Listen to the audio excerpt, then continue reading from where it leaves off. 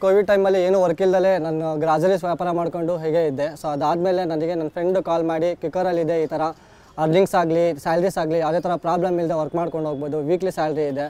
3 ವರ್ಷದಿಂದ ಕ್ವಿಕರಲ್ಲಿ ಕೆಲಸ ಮಾಡ್ತಾಯಿದ್ದೀನಿ. ನಾನು ಒಂದು 20 ಮೆಂಬರ್ಸ್ಗೆ ಹೈರಿಂಗ್ ಮಾಡಿದ್ದೀನಿ ಆಲ್ರೆಡಿ. ಲಾಗಿನ್ ಅವರ್ಸ್ ಎಲ್ಲ ಆ ಥರ ಶಿಫ್ಟ್ಸು ಎಲ್ಲ ಕಂಪಲ್ಸರಿ ಅಂತ ಕಂಡೀಷನ್ಸ್ ಏನೂ ಇಲ್ಲ ಇದರಲ್ಲಿ.